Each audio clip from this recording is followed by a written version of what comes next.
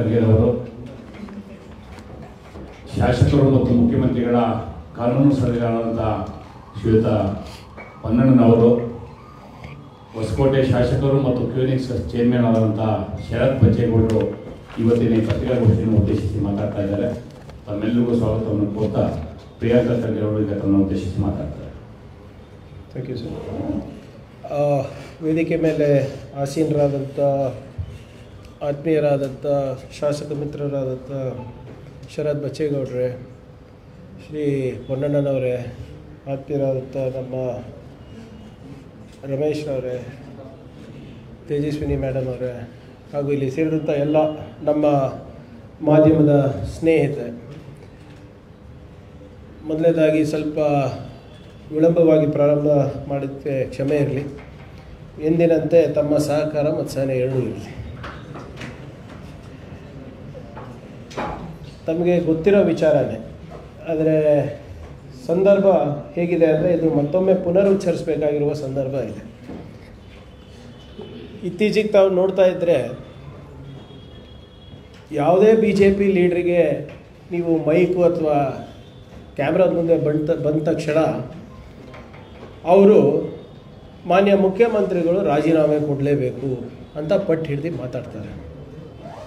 ಯಾಕೆ ರಾಜೀನಾಮೆ ಕೊಡಬೇಕು ಅಂತ ಲೀಗಲಿ ಯಾರೂ ಮಾತಾಡ್ತಾ ಇಲ್ಲ. ಒಟ್ಟು ರಾಜೀನಾಮೆ ಕೊಡಬೇಕು, ಸಿದ್ದರಾಮಯ್ಯ ಅವರು ತಪ್ಪು ಮಾಡಿದ್ದಾರೆ, ರಾಜೀನಾಮೆ ಕೊಡಿ. ಏನು ತಪ್ಪು ಮಾಡಿದ್ದಾರೆ, ಹೇಗೆ ತಪ್ಪು ಮಾಡಿದ್ದಾರೆ, ಅಥವಾ ಎಲ್ಲಾದರೂ ಪ್ರಾಸಿಕ್ಯೂಷನಿಗೆ ಪರ್ಮಿಷನ್ ಕೊಟ್ಟಿದ್ದಾರೆ ಯಾವುದಾದ್ರೂ ಇನ್ವೆಸ್ಟಿಗೇಷನ್ ಏಜೆನ್ಸಿ ಅಂತ ಕೇಳಿದ್ರೆ ಅದಕ್ಕೆ ಉತ್ತರ ಇಲ್ಲ ನೈತಿಕತೆಯಿಂದ ನೀವು ಕೊಡಲೇಬೇಕು ಅಂತ. ಮತ್ತು ಇತ್ತೀಚೆಗೆ ಭವಿಷ್ಯವಾಣಿ ಬೇರೆ ಪ್ರಾರಂಭ ಮಾಡಿಬಿಟ್ಟಿದ್ದಾರೆ ಎಲ್ಲರೂ. ಅಮಾವಾಸ್ಯೆ ಆದಮೇಲೆ ರಾಜೀನಾಮೆ, ದಸರಾ ಆದಮೇಲೆ ರಾಜೀನಾಮೆ, ದೀಪಾವಳಿ ಆದಮೇಲೆ ರಾಜೀನಾಮೆ. 1.5 ವರ್ಷದಿಂದ ಇದೇ ಕೇಳ್ಕೊಂಡು ಬಂದಿದ್ದೀವಿ ನಾವು. ಮತ್ತು ಒಂದು ಹೊಸ ಪದ ಕಲ್ತ್ಬಿಟ್ಟಿದ್ದಾರೆ BJPಯವರು, ನೈತಿಕತೆ, moral grounds, moral high ground. ಇದನ್ನೆಲ್ಲ ಮುಂದಿಟ್ಕೊಂಡು ಮಾನ್ಯ ಮುಖ್ಯಮಂತ್ರಿಗಳು ರಾಜೀನಾಮೆ ಕೊಡಬೇಕು, ಇಲ್ಲದಿದ್ದರೆ ನಾವು ಬೀದಿಗಿಳಿತೀವಿ, ನಾವು ಹೋರಾಟ ಮಾಡ್ತೀವಿ ಅಂತ ಹೇಳಿ ಇಲ್ಲಿವರೆಗೂ ಬೀದಿಗೂ ಇಳಿದಿಲ್ಲ. ಅದ್ರ ಬಗ್ಗೆ ನೈತಿಕತೆ ಸವಾಲುಗಳು ಎತ್ತಾ ಇಲ್ಲ. ನಮ್ಮ ಪ್ರಶ್ನೆ ಇಷ್ಟೇ, ಇವರು ನೈತಿಕತೆ ಬಗ್ಗೆ ಮಾತಾಡಬೇಕಾದ್ರೆ ಮೊದಲನೇದಾಗಿ ಇವರು ರಾಜೀನಾಮೆ ಕೊಡಬೇಕಾಗಿರೋ ವ್ಯಕ್ತಿ ಯಾರಪ್ಪ ಅಂದರೆ ವಿಜೇಂದ್ರ ಅವರು, BJPಯ ರಾಜ್ಯಾಧ್ಯಕ್ಷರು. ದಯವಿಟ್ಟು ತಮ್ಮ ಮುಖಾಂತರ ನಾನು BJP ಅವರಿಗೆ ಹೇಳ್ತಾ ಇದ್ದೀನಿ, BJP ರಾಜ್ಯಾಧ್ಯಕ್ಷರಿಗೆ ಹೇಳ್ತಾ ಇದ್ದೀನಿ, ನಾನು ಹೇಳ್ತಾ ಇದ್ದೀನಿ ಅಂತ ಅಥವಾ ಕಾಂಗ್ರೆಸ್ ಪಕ್ಷದವ್ರು ಹೇಳ್ತಾ ಇದ್ದಾರೆ ಅಂತ ದಯವಿಟ್ಟು ತಾವು ರಾಜೀನಾಮೆ ಕೊಡಲಿಕ್ಕೆ ಹೋಗಬೇಡಿ. ನೀವು ಮಾಧ್ಯಮದಲ್ಲಿ ಏನು ಹೇಳ್ತಾ ಇದ್ದೀರಾ, ಸಾರ್ವಜನಿಕ ಸಭೆಗಳಲ್ಲಿ ಏನು ಹೇಳ್ತಾ ಇದ್ದೀರಾ, ಪಕ್ಷದ ವೇದಿಕೆ ಮೇಲೆ ಏನು ಹೇಳ್ತಾ ಇದ್ದೀರಾ, ಅದನ್ನು ಅವಲೋಕನ ಮಾಡಿಕೊಂಡು ಆಳವಾಗಿ ಯೋಚನೆ ಮಾಡಿಬಿಟ್ಟು ತಾವು ರಾಜೀನಾಮೆಯನ್ನು ಕೊಡಿ. ಯಾಕಂದರೆ ತಾವೇನು ಹೇಳ್ತಾ ಇರೋದು BJPಯವರು, including leader of opposition and state president, ಮಾನ್ಯ ಮುಖ್ಯಮಂತ್ರಿಗಳ ಮೇಲೆ ECIR ರಿಜಿಸ್ಟರ್ ಆಗಿದೆ, ECIR ರಿಜಿಸ್ಟರ್ ಆಗಿದೆ, ಸೊ ದಯವಿಟ್ಟು ತಾವು ರಾಜೀನಾಮೆ ಕೊಡಿ ಅಂತ ಕೇಳ್ತಾ ಇದ್ದಾರೆ. Am I right sir? ಅದು ಎಲ್ಲರೂ ಒಪ್ತೀರಾ? ನಾನು ಅಂದ್ಕೊಂಡೆ ಯಾಕಪ್ಪ ಪದೇ ಪದೇ ಇವರು ECIR ಅಂತ ಇದ್ದಾರೆ ಅಂತ. ಅದೇ ಕ್ರೈಟೀರಿಯಾ ಇದ್ದರೆ ನೀವ್ಯಾಕೆ ಶಾಸಕರಾದ್ರಿ, ನೀವ್ಯಾಕೆ BJP ರಾಜ್ಯಾಧ್ಯಕ್ಷರಾದ್ರಿ? ಯಾಕಂದರೆ ಇದು ನಾನು ಹೇಳೋದಲ್ಲ, ನಾನು ಹೇಳ್ತಾ ಇದ್ದಿಲ್ವಾ, ದಯವಿಟ್ಟು ಆಳವಾಗಿ ಯೋಚನೆ ಮಾಡಿಬಿಟ್ಟು ಅವರ ಡಿಸಿಷನ್ ತಗೊಳ್ಳಿ, ನೋ ಪ್ರಾಬ್ಲಮ್. ಯಾಕಂದರೆ ಇದು BJP ರಾಜ್ಯಾಧ್ಯಕ್ಷರ ಅಫಿಡವಿಟ್, ಎಲೆಕ್ಷನ್ ಅಫಿಡವಿಟ್. ಎಲೆಕ್ಷನ್ ಅಫಿಡವಿಟ್ನಲ್ಲಿ ಏನು ಹೇಳ್ತಾರೆ ಅಂದರೆ, ಈ ಭ್ರಷ್ಟಾಚಾರದ ಬಗ್ಗೆ ಭಾಳ ಮಾತಾಡ್ತಾರೆ BJPಯವರು. ನಮ್ಮ ರಾಜ್ಯಾಧ್ಯಕ್ಷರ ಅಫಿಡವಿಟ್ ಏನು ಓದುತ್ತೆ ಅಂದರೆ, the following criminal cases are pending against me ಅಂತ ಅವ್ರು ಒಪ್ಕೋತಾರೆ. ಯಾವುದು? crime number 3/2022, dated 16/09/2022, Karnataka Lokayukta police station, doctor B R Ambedkar road, MS building. ಇಲ್ಲಿ ಒಂದು ಕ್ರೈಮ್ ನಂಬರ್ ಇದೆ, ಇವ್ರ ಮೇಲೆ ಕೇಸ್ ಇದೆ ಅಂತ ಅವ್ರು ಹೋಗ್ತಾರೆ. ಕೇಸ್ ಏನು? Section 7, 8, 9, 10, 13 of prevention of corruption act, section 383, 384, 415, 418, 420, read with 34 and 120B of IPC. So what is this brief description of offence ಅಂತ ಕೇಳ್ತಾರೆ. ಇದು ನನ್ನ ಮಾಹಿತಿ ಅಲ್ಲ, ಇದು BJP ರಾಜ್ಯಾಧ್ಯಕ್ಷರ ಮಾಹಿತಿ, ಅವರು ಅಫಿಡವಿಟ್ ಹಾಕಿರುವಂಥದ್ದು. ಏನಿದು? ಸೆಕ್ಷನ್ 7, 8, 9 ಇತ್ಯಾದಿ. Offence relating to public servant being bribed, offense relating to bribing of a public servant, offense relating to bribing a public servant by a commercial organization, ಅಂದರೆ ಕಾಂಟ್ರಾಕ್ಟ್ ಆಗಿರ್ಬೋದು, ಖಾಸಗಿ ವ್ಯಕ್ತಿಗಳಿರ್ಬೋದು, ಖಾಸಗಿ ಸಂಸ್ಥೆಗಳಿರ್ಬೋದು, person in charge of commercial organisation to be guilty of offence, criminal misconduct by a public servant, extortion, punishment for extortion, cheating with knowledge that wrongful loss may ensue to person whose interest offender is bound to protect, cheating and dishonestly inducing delivery of property, acts done by several persons in furtherance of common intention, punishment of criminal conspiracy. ಇದು ಅವರು ಸಂಕ್ಷಿಪ್ತವಾಗಿ brief description of the offence. ಯಾರು ಕೊಟ್ಟಿರೋದು ಇದು? BJP ರಾಜ್ಯಾಧ್ಯಕ್ಷರು ಅವರ ಅಫಿಡವಿಟ್ನಲ್ಲಿ. Summons issued under subsection 2 and 3 and section 50 of Prevention of Money Laundering Act 2002. ಮತ್ತೊಮ್ಮೆ ಹೇಳ್ತಾ ಇದ್ದೀನಿ, summons issued under subsection 2 and 3 of section 50 of PMLA 2022 of 2002. Clear ಆಗಿ ಅದಕ್ಕೆ ಬ್ರೀಫ್ ಡಿಸ್ಕ್ರಿಪ್ಷನ್ ಏನು ಕೊಟ್ಟಿದ್ದಾರೆ? Money laundering related. ಏನು? Money laundering related. ಯಾರು ಹಾಕಿರೋದು ಇದು? ಸ್ವತಃ BJP ರಾಜ್ಯಾಧ್ಯಕ್ಷರು. ಈಗ ನಾನು ಹೇಳ್ತಾ ಇದ್ದೀನಲ್ಲ, ಹೋದ ಬಾರಿ ತಮ್ಗೆ ಹೇಳಿದೆ ನಾನು, ಇದು BJPಯವರು ನಮಗೆ ಈ ನೀತಿ ಪಾಠ ಹೇಳೋದು ನರಿಗಳು ನ್ಯಾಯ ಹೇಳ್ದಂಗೆ ನಮಗೆ. I think BJP has forgotten. ಇವರು ಭ್ರಷ್ಟಾಚಾರ ಅಂತೆಲ್ಲ ಹೇಳ್ತಾರಲ್ಲ, ಅದು ಬೇರೆ ರಾಜ್ಯಾಧ್ಯಕ್ಷರು, BJP ರಾಜ್ಯಾಧ್ಯಕ್ಷರು ಇದು ಮರ್ತೋಗ್ಬಿಟ್ಟಿದಾರ? ಕರ್ನಾಟಕದ ಗೌರವವನ್ನು ಯಾವ ರೀತಿ ಇವರು ರಾಷ್ಟ್ರ ಮಟ್ಟದಲ್ಲಿ ಹರಾಜಾಕಿದ್ದು. ಇದು ಯಾವುದೋ ಫೋಟೋ ಕಾಪಿ ಅಲ್ಲ ಸರ್, ಇದು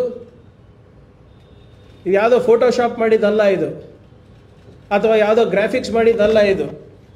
this is dated 2010. Outlook magazine ಏನಂತ ಬರೆದಿದೆ?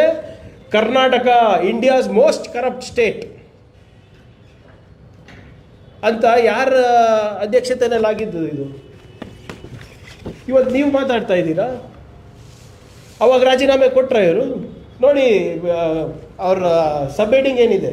BS Yediyurappa may have won the tainted trust vote for now, but even the we science cannot mask the mind-numbing corruption that has become the emblem of life in the IT state post-liberalization. ಯಾವಾಗಲೂ ಮಾಡ್ತಾ ಇದ್ರಲ್ಲ. ಇದು ಇತಿಹಾಸ, ಇವ್ರ ಇತಿಹಾಸ ನಮ್ಗೆ ಇವತ್ತು ಪಾಠ ಹೇಳ್ತಾ ಇದ್ದಾರೆ. ಲಾಸ್ಟ್ ಟೈಮ್ ನಾನು ಹೇಳಿದ್ರೆ ಇವರೆಲ್ಲ ಇಷ್ಟೆಲ್ಲ ಮಾತಾಡ್ತಾ ಇದ್ದಾರೆ. ಇದು ರೆಸಿಗ್ನೇಷನ್ ಕೊಟ್ರ ಸರ್? ಕನ್ನಡಿಗರ ಮರ್ಯಾದೆ, ಕರ್ನಾಟಕದ ಮರ್ಯಾದೆ ರಾಷ್ಟ್ರ ಮಟ್ಟದಲ್ಲಿ ಹರಾಜು ಹಾಕಿದ್ರಲ್ಲ, ಅವಾಗೆಲ್ರಿ ಹೋಗಿತ್ತು ನಿಮ್ಮ ನೈತಿಕತೆ? ಅವಾಗ ನಿಮಗೆ ಕನ್ನಡಿಗರ ಸ್ವಾಭಿಮಾನದ ಬಗ್ಗೆ ಯೋಚನೆ ಬಂದಿಲ್ವಾ? ಈಗ ನಾನು ಹೋದ ಬಾರಿನೂ ಹೇಳ್ತಾ ಇದ್ದೆ, ED ಈಸ್ ಬಯಾಸ್ಡ್ ಅಂತ. ಹೋದ ಬಾರಿ ಅಂಕಿಅಂಶ ಕೂಡ ಕೊಟ್ಟೆ. ನನ್ನ ಅಂಕಿಅಂಶಗಳಲ್ಲ, ನನ್ನ ದತ್ತಾಂಶಗಳಲ್ಲ. India's most powerful home minister post independence, Sardar Patel ಅವ್ರಿಗಿಂತ ಜಾಸ್ತಿ ಪವರ್ಫುಲ್ ಯಾರು ಹೋಮ್ ಮಿನಿಸ್ಟರ್ ಇದ್ದರೆ ಅದು ಅಮಿತ್ ಶಾ ಅವರಂತ ಅವ್ರು ಬಿಂಬಿಸ್ಕೊತಾರೆ.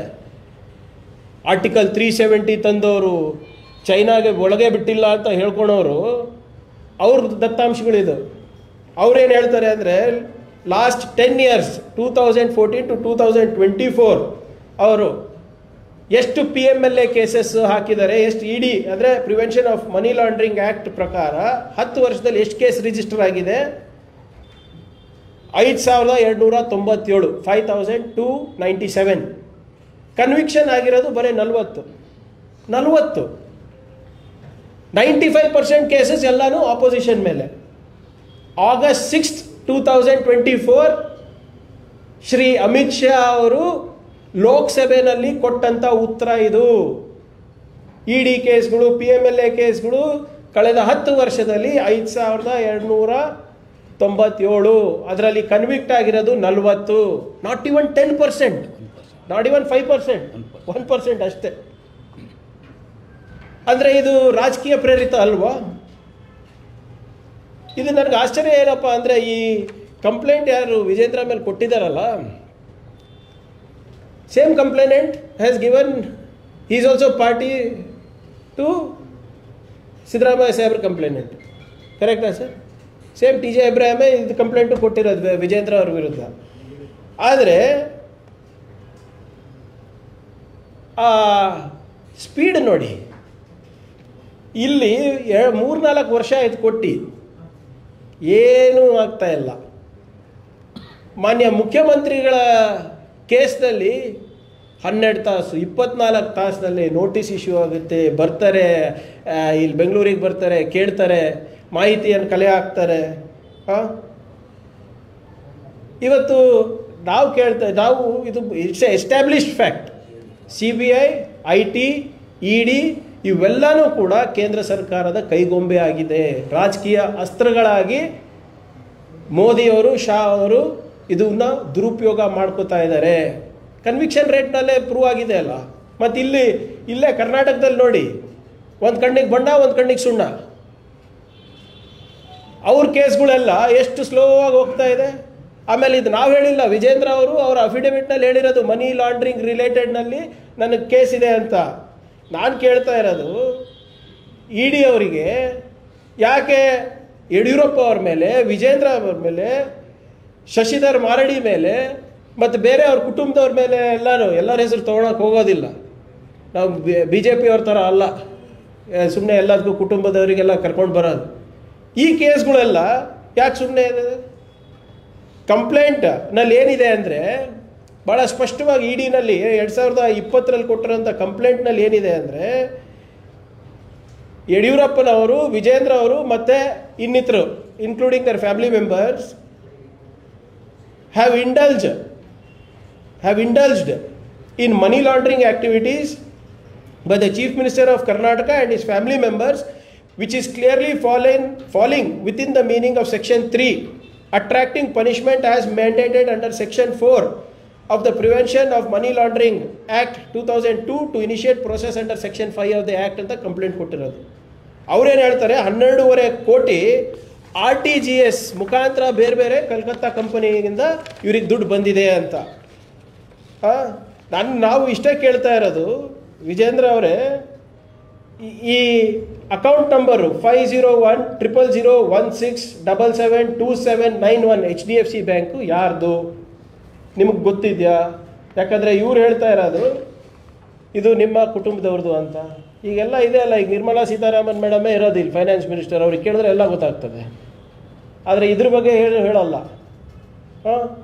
ಈ ಸೇಮ್ ಕಂಪ್ಲೇಂಟ್ನಲ್ಲಿ ಕೇಳ್ತಾ ಇದ್ದಾರೆ. ನಾವು ಸಿಂಪಲ್ಲಾಗಿ ಕೇಳ್ತಾ ಇರೋದು ವಿಜೇಂದ್ರ ಸಾಹೇಬರಿಗೆ, ಈ Raja Gharana sales private limited, Navtech creation private limited, Gananayak commodities trade, Jagadamba commercials private limited, Remac distributors private limited, Shakambari merchants private limited, strategic Vincon private limited, Belgravia enterprises private limited ಮತ್ತು VSS ಎಸ್ಟೇಟ್ಸ್ ಪ್ರೈವೇಟ್ ಲಿಮಿಟೆಡ್, ಇದಕ್ಕೆಲ್ಲದಕ್ಕೂ ಮತ್ತು ನಿಮಗೆ ಏನು ಸಂಬಂಧ?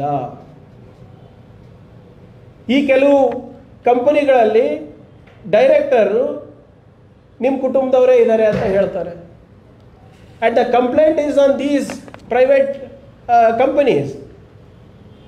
VSS works private limited ಅಂತ ಕೂಡ ಇದೆ. ಇದು ನನ್ನ ಮಾಹಿತಿ ಅಲ್ಲ, ಇದು EDನಲ್ಲಿ ದಾಖಲಾದಂಥ ಕಂಪ್ಲೇಂಟ್ ಮೇಲೆ ಇವತ್ತು ತನಿಖೆ ನಡೀತಾ ಇರೋದು. ಆ ತನಿಖೆಯ ವರದಿಯನ್ನು ಬ್ರೀಫಾಗಿ ಸಂಕ್ಷಿಪ್ತವಾಗಿ ಮನಿ ಲಾಂಡ್ರಿಂಗ್ ರಿಲೇಟೆಡ್ ಅಂತ ಕೊಟ್ಟಿರೋದು ನೀವು. ECIR ಕೇಸ್ ರಿಜಿಸ್ಟರ್ ಆಗಿರೋದು ನಿಮ್ಮ ಮೇಲೆ. ಸೊ ನಿಮ್ಮ ಲಾಜಿಕ್ ಪ್ರಕಾರನೇ ನೀವು ತಾನೇ ರಾಜೀನಾಮೆ ಕೊಡಬೇಕು. ಮತ್ತು ಯಾಕೆ ಇಡೀ ಇಷ್ಟೊತ್ತು ತಗೋತಾ ಇದೆ ಇದು ಇನ್ವೆಸ್ಟಿಗೇಷನ್ ಮಾಡೋಕ್ಕೆ ಅಂದರೆ ಎರಡೇ ಕಾರಣ ಇರ್ಬೋದು. ಒಂದು, ಇದರ ಆಳ ಮತ್ತು ಅಗಲ ಭಾಳ ಇರ್ಬೋದು, ವಿಸ್ತರಣೆ ಭಾಳ ಇರ್ಬೋದು. ಯತ್ನಾಳ್ ಸಾಹೇಬ್ರು ಹೇಳ್ತಾರಲ್ಲ, ಮೊರೇಷಿಯಸ್ಸು, ದುಬೈ, ಮಾಲ್ಡೀವ್ಸು, ಅಲ್ಲಿ ಇಲ್ಲಿ ಎಲ್ಲ ಇದೆ ಅಂತ. ಬಹುಶಃ ಅದಕ್ಕೆ ಟೈಮ್ ತಗೋತಿರ್ಬೋದು. ಅಥವಾ ಎರಡನೇ ಸಾಧ್ಯತೆ ಏನಿದೆ ಅಂದರೆ ಮುಚ್ಚಾಕ್ಲಿಕ್ಕೆ ಸ್ವಲ್ಪ ಸಮಯ ತಗೋತೀವಿ, ಯಾಕಂದರೆ ವಿಸ್ತಾರ ಭಾಳ ಇದೆ ಇದರದ್ದು. So either they are trying to bury it or they are trying to use it to blackmail Vijayendra later. That is the modus operandi ಅಲ್ವಾ. ಇದೇ ಕಾರಣನ ಯಡಿಯೂರಪ್ಪ ಅವರಿಗೆ ಕೆಳಗಿಳಿಸಿದ್ದು ತಾವು. ನೀವು ಕಂಪ್ಲೇಂಟ್ ಬರೋದಕ್ಕೆ, ವಿಜೇಂದ್ರ ಅವ್ರ ಡೆಲ್ಲಿ ಹಾರೋದಕ್ಕೆ, ಇಲ್ಲಿ ಬ್ಯಾಂಕ್ವೆಟ್ ಹಾಲ್ನಲ್ಲಿ ಯಡಿಯೂರಪ್ಪ ಅವರು ಕಣ್ಣೀರಿಟ್ಟು ಕೆಳಗೆ ಇಳಿದಕ್ಕೆ, ನೀವೆಲ್ಲರೂ ಈ ಕನೆಕ್ಟಿಂಗ್ ದ ಡಾಟ್ಸ್ ಅಂತಾರಲ್ಲ, ಇವೆಲ್ಲನೂ ನಾವು ನೋಡಿದ್ರೆ circumstantial evidence, am I right sir in using the word circumstantial evidence, proves that Yadiyurappa ji was dethroned unceremoniously because of Vijendra's antics. ನೀವು ಯತ್ನಾಳ್ ಅವ್ರ ವಿಡಿಯೋ ನೋಡಿದ್ದೀರಲ್ಲ, ಲಾಸ್ಟ್ ಟೈಮ್ ತೋರಿಸಿದ್ದೆ ತಮಗೆಲ್ಲರಿಗೂ, ಮತ್ತೆ ತೋರಿಸ್ಲಾ? ನೋಡಿದ್ದೀರಲ್ಲ, ಅವ್ರೇನು ಹೇಳ್ತಾರೆ? ಸಾರಿ ಸರ್, ಇಲ್ಲ ಅಂಥ ವಿಡಿಯೋ ಅಲ್ಲ ಸರ್. ನೀವು ನೋಡಿ ಎಲ್ಲೋ ಹೋಗ್ಬಿಟ್ರಿ. ಅದನ್ನು ಬಂದರೂ ಆಶ್ಚರ್ಯ ಇಲ್ಲ. ಬಟ್ ನಾನು ಹೇಳ್ತಾ ಇರೋದು ಯತ್ನಾಳ್ ಅವ್ರು ಒಂದು ಸ್ಟೇಟ್ಮೆಂಟ್ ಕೊಟ್ಟಿದ್ರು ಮಾಧ್ಯಮದಲ್ಲಿ. ಅವರೇನು ಹೇಳ್ತಾರೆ ಅಂದರೆ, ಪದೇ ಪದೇ ವಿಜೇಂದ್ರ ಅವ್ರು ದುಬೈಗೆ ಯಾಕೆ ಹೋಗ್ತಾರೆ, ಪದೇ ಪದೇ ಅಲ್ಲ ಮೊರೇಷಿಯಸ್ಸಿಗೆ ಯಾಕೆ ಹೋಗ್ತಾರೆ. ನಾನು ಲಾಸ್ಟ್ ಟೈಮು ಕೇಳಿದ್ದೆ, ನೀವು ರಾಹುಲ್ ಗಾಂಧಿ ಅವ್ರು ಎಲ್ಲಿ ಹೋಗ್ತಾರೆ ಏನಿದ್ದೀರ ಅಂತ ನೀವೆಲ್ಲರೂ ಯಾವಾಗಲೂ ಕೇಳ್ತೀರಲ್ಲ. ರಾಹುಲ್ ಗಾಂಧಿ ಅವ್ರ ಪಾಸ್ಪೋರ್ಟು ಇಡೋಣ, ನಿಮ್ಮ ಪಾಸ್ಪೋರ್ಟು ತೊಗೊಂಡು ಬನ್ನಿ, ಯಾರ್ಯಾರು ಎಲ್ಲೆಲ್ಲಿ ಹೋಗಿದ್ದಾರೆ ಬ್ಲ್ಯಾಕ್ ಆ್ಯಂಡ್ ವೈಟ್ ಆಗಿಬಿಡಲಿ ಅಂತ. ಅದಕ್ಕಿನ್ನ ಉತ್ತರ ಕೊಟ್ಟಿಲ್ಲ. ಸರ್, ನನಗೇನು ಅನಿಸ್ತಾ ಇದೆ ಅಂದರೆ, ಈ ನಮ್ಮ ಯತ್ನಾಳ್ ಅವ್ರು ಹೇಳಿದ್ರಲ್ಲ 1200 ಕೋಟಿ ರೆಡಿ ಮಾಡ್ಕೊಂಡು ಇಟ್ಕೊಂಡಿದ್ದಾರೆ ಅಂದರೆ, ಎಲ್ಲಿಂದ ಬಂತು ಸರ್ 1200 ಕೋಟಿ ರೂಪಾಯಿ? ನಮ್ಮ ಸರ್ಕಾರವನ್ನು ಬೀಳಿಸ್ಲಿಕ್ಕೆ 1200 ಕೋಟಿ ರೂಪಾಯಿ ರೆಡಿ ಮಾಡಿದ್ದೇವೆ. ಏನಿದು ದಸರಾ ಆದಮೇಲೆ, ದೀಪಾವಳಿ ಆದಮೇಲೆ ಸರ್ಕಾರ ಬಿದ್ದೋಗುತ್ತೆ. ಆದರೆ ನಾವು ಇದಕ್ಕೆ ಒಪ್ಪಲ್ಲ. ಯತ್ನಾಳ್ ಅವ್ರು ಭಾಳ ಸ್ಪಷ್ಟವಾಗಿ ಹೇಳ್ತಾರೆ. ಆದರೆ ನಾವು ಬೀಳಿಸ್ಲಿಕ್ಕೆ ಹೋಗಲ್ಲ, ನಾವು ಇದಕ್ಕೆ ಒಪ್ಪೋದಿಲ್ಲ. ಅವ್ರು ಏನಾದರೂ ನಮ್ಮ ಪಕ್ಷದವರೇ ಬೇರೆಯವ್ರು ಇದ್ದಾರೆ, ರೆಡಿ ಆಗಿದ್ದಾರೆ, ಅವ್ರು ಏನಾದರೂ ಮಾಡ್ಕೊಳ್ಳಿ, ನಮಗೆ ಅದಕ್ಕೆ ಸಂಬಂಧ ಇಲ್ಲ ಅಂತ ಹೇಳ್ತಾ ಇದ್ದಾರೆ. ಅಂದರೆ ಅದು ವಿಜೇಂದ್ರ ಅವರೇನಾ? 1000 ಕೋಟಿ ರೆಡಿ ಮಾಡಿದ್ದಾರೆ ಅಂದರೆ ಎಲ್ಲಿಂದ ಬಂತು ಈ ದುಡ್ಡು? ಹೇಗೆ ಬಂತು? ನಿಮ್ಮದೇ ಮನಿ ಲಾಂಡ್ರಿಂಗ್ ಆ್ಯಕ್ಟಲ್ಲಿ ಇದು ಇದೆ, ECIRನಲ್ಲಿ ಕೇಸ್ ಇದೆ. ಸೊ ಇಂಡೈರೆಕ್ಟ್ಲಿ ಬಹುಶಃ BJP ಅವರು ಸುಳಿವು ನೀಡ್ತಾ ಇರೋದೇನೆಂದರೆ, ಇದೆಲ್ಲ ದುಡ್ಡುಗಳು ಏನೇನು ನೀವು ಭ್ರಷ್ಟಾಚಾರದಿಂದ ಮಾಡಿದಂಥ ದುಡ್ಡು ನೀವು ಹೊರಗಡೆ ಕಳಿಸಿದ್ದೀರಾ, ವಿದೇಶಕ್ಕೆ ಕಳಿಸ್ತಿದ್ದೀರಾ, ಅದನ್ನು ವಾಪಸ್ ತಂದು ನೀವು ಮಾಡ್ತೀರಾ ಅಂದಾಗೆ ಅನುಮಾನ ಮೂಡಿಸ್ತಾರೆ. ನನಗೇನೋ BJP ಅವರಿಗೆ 2 ನಾಲ್ಗೆ ಇದೆ ಅನಿಸುತ್ತೆ ಸರ್. ಒಂದು ನಾಲ್ಗೆನಲ್ಲಿ ಸಿದ್ದರಾಮಯ್ಯ ಅವರಿಗೆ ರಾಜೀನಾಮೆ ಕೊಡಬೇಕು, ಯಾಕೆ ECIR ಇದೆ ಅಂತ ಹೇಳ್ತಾರೆ. ಇನ್ನೊಂದರಲ್ಲಿ ಅವ್ರದ್ರಲ್ಲೇ ಇದೆ, ಅದ್ರ ಬಗ್ಗೆ ಮಾತಾಡೋದಿಲ್ಲ, ನೈತಿಕತೆ ಬಗ್ಗೆ ಮಾತಾಡ್ತಾರೆ. ಹೆಂಗೆ ಸಾಧ್ಯ? ನಿಮ್ಮ ಅಫಿಡವಿಟ್ನಲ್ಲಿ ನೀವೇ ಬರೆದುಬಿಟ್ಟು ನೀವು ಮುಖ್ಯಮಂತ್ರಿಗಳ ಮೇಲೆ ಇಲ್ಲಿ ಪ್ರೊಸೀಡ್ಸ್ ಆಫ್ ಕ್ರೈಮ್ ಏನಿದೆ ಗೊತ್ತೇ ಇಲ್ಲ. How does it attract ED ಅಂತ ಇನ್ನೂ ಅವ್ರಿಗೆ ಗೊತ್ತಿಲ್ಲ. They are not able to explain BJP ಅವರು. ಇಲ್ಲಿ ಏನು ಟ್ರಾನ್ಸಾಕ್ಷನ್ ಆಗಿಲ್ಲ, it was a compensatory site ಅಲ್ವಾ ಸರ್? ಇಲ್ಲಿ ದುಡ್ಡಿನ ವ್ಯವಹಾರನೇ ಆಗಿಲ್ಲ. ED ಇದು what jurisdiction ED has, nobody is able to justify it. ED ಅವ್ರು ಬಂದಿದ್ದೇನು ಏನಕ್ಕೆ? At the behest of their political masters. ಇವ್ರು ನಾನು ಹೇಳ್ತಾ ಇದ್ದೀರಲ್ಲ, BJP ಏನು ಕೇಂದ್ರ ಸರ್ಕಾರದ ಕೈಗೊಂಬೆ ಆಗಿದ್ದಾರೆ, ಅವರ ಆದೇಶ ಮೇರೆಗೆ ಇವತ್ತು ಇಲ್ಲಿ ಬಂದು ಇದು ಮಾಡ್ತಾ ಇದ್ದಾರೆ. ಆದ್ದರಿಂದ ನಾನು ಆಗ್ರಹಿಸೋದು ಇಷ್ಟೇ ತಮ್ಮ ಮುಂದೆ ಇನ್ನೂ ಭಾಳ ಇದೆ, ಅದೆಲ್ಲ ಕಂಪ್ಲೇಂಟ್ ಎಲ್ಲ ಓದಕ್ಕೆ ಹೋಗಲ್ಲ, ಅದೆಲ್ಲ ತಮ್ಮ ಮಾಹಿತಿ ಇದೆ, ಅದನ್ನು ಕೊಡ್ತೀವಿ. ನಾವು ಆಗ್ರಹಿಸೋದು ಇಷ್ಟೇ, ತಾವೇನು ಮಾನ್ಯ ಮುಖ್ಯಮಂತ್ರಿಗಳ ರಾಜೀನಾಮೆ ಬಿ ಜೆ ಪಿಯವರು ಕೇಳ್ತಾ ಇದ್ದೀರಾ, ದಯವಿಟ್ಟು ಫಸ್ಟು ನಿಮ್ಮ ರಾಜ್ಯಾಧ್ಯಕ್ಷರಿಗೆ ರಾಜೀನಾಮೆ ಕೊಡಿಸಿ, ವಿರೋಧ ಪಕ್ಷದ ನಾಯಕರು ಯಾರು ಅಕ್ರಮ ಮಾಡಿದ್ದಾರೆ ಒಂದು ಡಿನೋಟಿಫಿಕೇಷನ್ ಇದರಲ್ಲಿ, ಅವ್ರಿಗೆ ರಾಜೀನಾಮೆ ಕೊಡಿಸಿ. ಮೇಲ್ಮನೆ ವಿರೋಧ ಪಕ್ಷದ ನಾಯಕರು ಅವ್ರದ್ದು ಕೂಡ ಒಂದು ಯಾವುದೋ ಸಿ ಎ ಸೈಟ್ನಲ್ಲಿ ಬಿರಿಯಾನಿ ನಡೀತಾ ಇದೆ, ಅದೂ ಅಕ್ರಮ ಅಂತ ಸಾಬೀತಾಗಿದೆ. ಅವ್ರದ್ದು ಈ 3 ಜನ ನಿಮ್ಮ ಟಾಪ್ ಲೀಡರ್ಶಿಪ್ ಏನಿದೆ ನೀವು ರಾಜೀನಾಮೆ ಕೊಡಿಸ್ಬಿಟ್ಟು ಆಮೇಲೆ ನಮಗೆ ಬಂದು ನೀತಿ ಪಾಠ ಹೇಳಿ. From day 1 honourable C M ಅವ್ರು ಏನು ಹೇಳ್ತಾ ಇದ್ದಾರೆ, ಇದರಲ್ಲಿ ಯಾವುದೇ ಅಕ್ರಮ ನಡೆದಿಲ್ಲ, ಅದಕ್ಕೆ ನಾವು ರಾಜೀನಾಮೆ ಕೊಡ್ತಾ ಇಲ್ಲ ಅಂತಲೇ ಹೇಳಿರೋದು. Entire party, entire legislator party and high command stands with honourable C M and D C M. ಆದ್ದರಿಂದ ಬಿ ಜೆ ಪಿಯವರಿಗೆ ನನ್ನ ಸವಾಲು, ಈ ಮನಿ ಲಾಂಡ್ರಿಂಗ್ ರಿಲೇಟೆಡ್ ಏನು ನಿಮ್ಮ ಮೇಲೆ ಕಪ್ಪು ಚುಕ್ಕೆ ಇದೆ ಅದು ತೊಳೆಯೋದಕ್ಕೆ ನೀವು ರಾಜೀನಾಮೆ ಕೊಟ್ಟು ನೀವು ನೈತಿಕತೆಯನ್ನು ನೀವು ಎತ್ತಿ ಹಿಡೀರಿ. ಅದಾದಮೇಲೆ ನಮ್ಮ ಹತ್ರ ಮಾತಾಡಿ. ಮೊನ್ನೆ ಅಶೋಕ್ ಅವರು ಕೂಡ ಕೇಳಿದ್ರಲ್ಲ, ನಾನು ಕೊಡೋಕೆ ರೆಡಿ ಇದ್ದೀನಿ, ಸಿ ಎಮ್ ಅವ್ರು ಕೊಡ್ತಾರೆ ಅಂತ, ಯಾಕೆ ಕೊಟ್ಟಿಲ್ಲ ಇನ್ನು? ಕೊಡಿ. ಅದಾದಮೇಲೆ you take moral high ground. We are very clear, no crime, no proceeds of crime, no resignation. ಅಲ್ಲಿ ನಿಮ್ದೆಲ್ಲ ಪ್ರೂವ್ ಆಗಿದೆ. ನೀವೇ ಹೇಳಿದ್ರಲ್ಲ ಕೊಡ್ತೀನಿ ಅಂತ ಹೇಳಿದ್ರಲ್ಲ, ಕೊಡಿ, ಮತ್ತೆ ಯಾರು ಬೇಡ ಅಂದಿದ್ದಾರೆ? ಸೊ ಆದ್ದರಿಂದ ನಿಮ್ಮಲ್ಲಿ ಇರುವಂಥ ಹುಳುಕನ್ನು ಮುಚ್ಚಾಕ್ಲಿಕ್ಕೆ ದಯವಿಟ್ಟು ಪದೇ ಪದೇ ಕಾಂಗ್ರೆಸ್ ಪಕ್ಷದ ಹೆಸರು ತಗೋಬೇಡಿ. ನಿಮ್ಮ ನಾಯಕತ್ವವನ್ನು ಚಾಲೆಂಜ್ ಮಾಡಿದ್ದಾರೆ ಬಿ ಜೆ ಪಿ ರಾಜ್ಯಾಧ್ಯಕ್ಷರು ವಿಜೇಂದ್ರ ಅವರೇ, ಚಾಲೆಂಜ್ ಮಾಡಿದ್ದಾರೆ ಓಪನ್ ಆಗಿ. 3 ಕಡೆ ಮೀಟಿಂಗ್ ನಡೆದ್ಬಿಟ್ಟಿದೆ ಆಗಲೇ, ಓಪನ್ ಆಗಿ ಹೇಳ್ತಾ ಇದ್ದಾರೆ. ಈಶ್ವರಪ್ಪ ಅವರಂತೂ ತಮ್ಗೆ ಏಕವಚನದಲ್ಲಿ ಮಾತಾಡ್ತಾರೆ, ನಾವು ಕೂಡ ಅರ್ಧ ಗೌರವ ನಿಮ್ಮ ಪಾರ್ಟಿದವ್ರು ಕೊಡ್ತಾ ಇಲ್ಲ ನಿಮಗೆ. So kindly refrain from talking about Congress party, first set your house in order ಅಂತ ತಮ್ಮ ಮುಖಾಂತರ ಹೇಳಿ ತಾವು ಆಗಮನಿಸೋದಕ್ಕೆ ವಂದನೆಗಳನ್ನು ನಾನು ಹೇಳಿದ್ದನ್ನು ಬಯಸ್ತಾ ಇದ್ದೇನೆ. Thank you. ಮಾತಾಡ ಏನಾದರೂ ಪ್ರಶ್ನೆಗಳಿದ್ರೆ? ಸಾರಿ, ಯಾರು ನಂಬರ್ ಹೇಳಿ, ಕೌಂಟ್ ಡೌನ್ ನಂಬರ್ ಹೇಳಿ. ಅದೇ ಸರ್, ಕೌಂಟ್ ಡೌನ್ ನಂಬರ್ ಹೇಳಿ. ಈಗ ಎಷ್ಟು ನಂಬರ್ಸ್ ಹೋಗುತ್ತಲ್ಲ, 10 ಲಕ್ಷ, 20 ಕೋಟಿ, ಇನ್ಫೈನೈಟಿಂದ ಎಲ್ಲಿ ಕೌಂಟ್ ಡೌನ್ ಎಲ್ಲಿಂದ ಬರ್ತಾ ಇದೆ ಹೇಳಿ, ಅವಾಗ ಉತ್ತರ ಕೊಡ್ಬೋದು.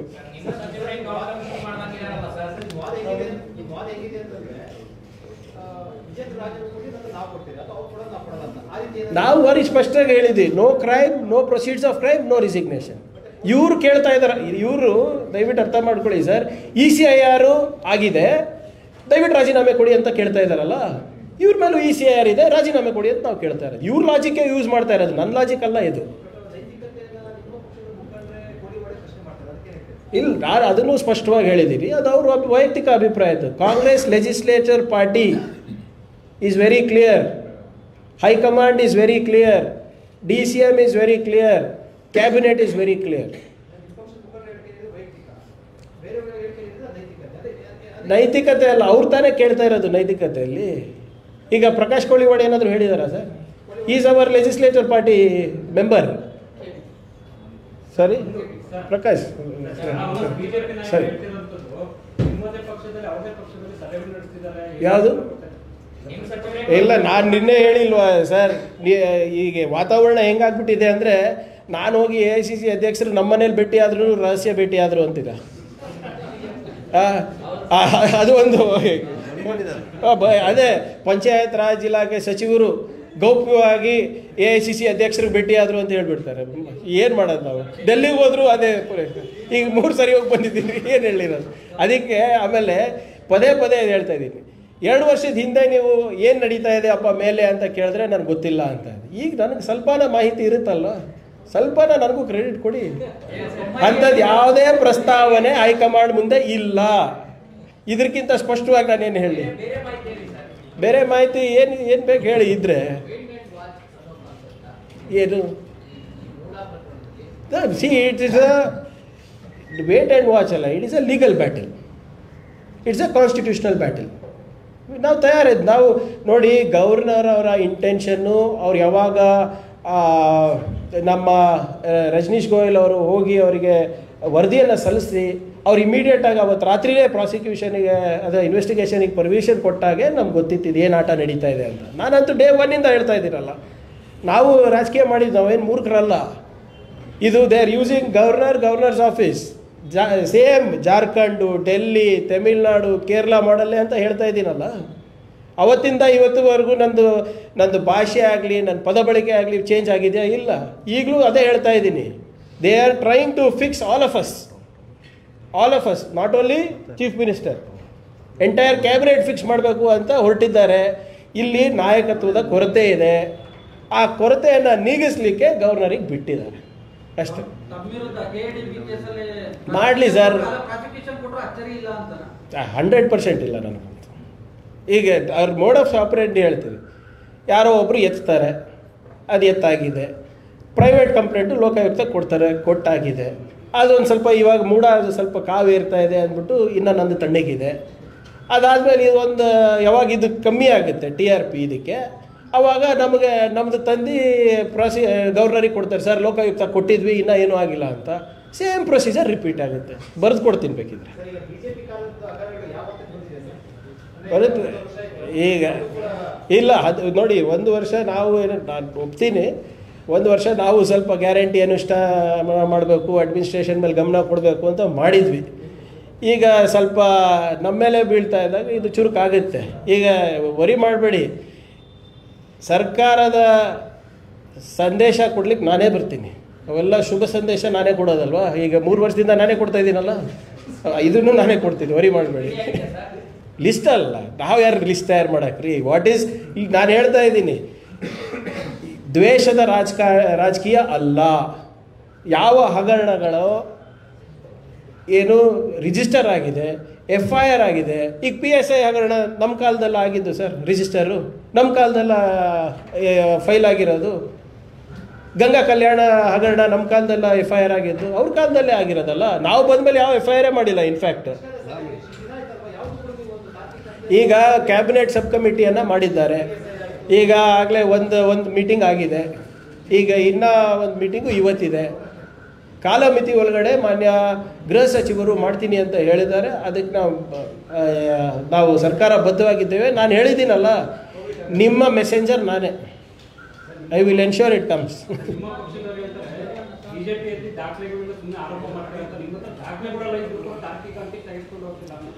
ಕಾನೂನು process is slightly slow. Justice might be delayed but will not be denied. BJP ಅವ್ರಿಗೆ ಒಳಗೆ ಹೋಗೋಕೆ ಅಷ್ಟು ಆಸೆ ಇದೆ ಅಲ್ಲ, ಕಳಿಸ್ತಿತ್ತು. ಈಗ ಉದಾಹರಣೆ ಕೊಡ್ತೀನಿ ನೋಡಿ, ನಮ್ಮ BJP ಇದು ಯಾರೂ ಮಾತಾಡೋದಿಲ್ಲ. ಯಾಕಂದರೆ ನೀವು ಇನ್ಮೇಲಿಂದ 371J ಮೀಸಲಾತಿ ಮೀಡಿಯಾದಲ್ಲೂ ಕೊಡ್ಬೇಕು ನಮಗೆ. ಈ ಬರೇ ನೀವು ಬೆಂಗಳೂರು ಹಾಕ್ತೀರಾ, ಅಲ್ಲಿ ನೋಡಿ ನಿಮ್ಮ BJP ಕ್ಯಾಂಡಿಡೇಟು ಯಾರು ನಮ್ಮ ವಿರುದ್ಧ ನಿಂತರು 70 ದಿನ ಜೈಲಿಗೆ ಹೋಗಿ ಬಂದ. ಯಾರಾದರೂ ಒಬ್ಬರನ್ನ ರಿಪೋರ್ಟ್ ಮಾಡಿದ್ರ? 70 ದಿನ ಸರ್. BJP ಅವರ ಅಧಿಕೃತ ಕ್ಯಾಂಡಿಡೇಟು ಚಿತ್ತಾಪುರಿಂದು. ಯಾರ್ಯಾರು ಬಂದಿದ್ರು ಅವರ ಕ್ಯಾಂಪೇನಿಗೆ? ಬೊಮ್ಮಾಯಿ ಅವ್ರು ಬಂದಿದ್ರು, ಯಡಿಯೂರಪ್ಪ ಅವ್ರು ಬಂದಿದ್ರು, ಶಿವರಾಜ್ ಸಿಂಗ್ ಚೌಹಾಣ್ ಅವ್ರು ಬಂದಿದ್ರು, ಬುಲ್ಡೋಸರ್ ಬಾಬಾ ಬಂದಿದ್ರು. ಅಂಥ ವ್ಯಕ್ತಿ BJPಯ ಅಧಿಕೃತ candidate. He was in jail for 60 days 70 days. ಅದು ಹಾಕಿದ್ರೆ ಸರ್ ಯಾರೂ ಹಾಕಿಲ್ಲ, ಏನು ಮಾಡೋದು? ಸೊ ಅದಕ್ಕೆ ಇದರಲ್ಲೂ ನಮಗೆ ಒಂದು ಮೀಸಲಾತಿ ಕೊಟ್ಬಿಡಿ ನಮ್ಗೆ 371J ಅವರಿಗೆ. Thank you.